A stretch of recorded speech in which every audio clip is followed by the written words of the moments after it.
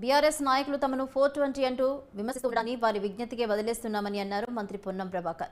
సిద్దిపేట జిల్లా హుస్నాబాద్లో ప్రజాపాలన కార్యక్రమంలో పాల్గొన్న మంత్రి పొన్నం ప్రభాకర్ ప్రజల నుంచి దరఖాస్తులను స్వీకరించారు. కాంగ్రెస్ పార్టీ ఇచ్చిన 6 గ్యారంటీలను అమలు చేస్తుందని ఆయన తెలిపారు. భూ నిర్వాసితుల సమస్యలు పరిష్కరించి గౌరవెల్లి, గండిపల్లి ప్రాజెక్టుల ద్వారా రైతులకు సాగునీరు అందిస్తామన్నారు. ప్రజాపాలనలో నిజమైన లబ్ధిదారులను గుర్తించి సంక్షేమ పథకాలను అందిస్తామని పేర్కొన్నారు.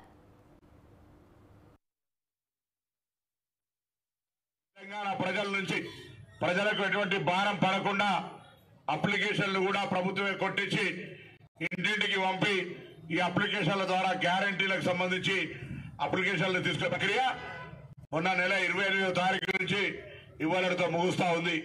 ఈ అప్లికేషన్ల ప్రక్రియలో ఉదాహరణకు పట్టణంలో దాదాపు 6,000 ఇళ్లుంటాయి.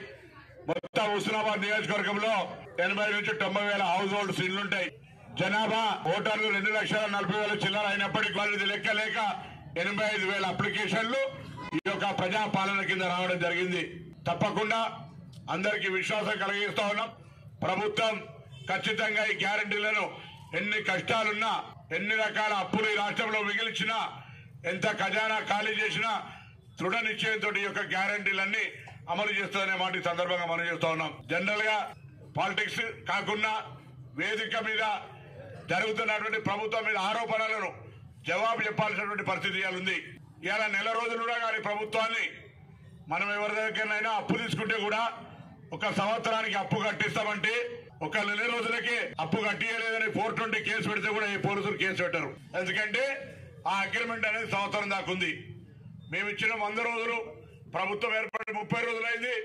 లేదా ఇంకా గతంలో అధికారంలో ఉన్నటువంటి హామీలు చాలా అమలు చేయనటువంటి పరిస్థితి కూడా ఉండే. ఇలా ఈ హామీలు అమలు కాకముందే అప్లికేషన్ల ప్రక్రియ జరుగుతుంటేనే కాంగ్రెస్ పార్టీని 420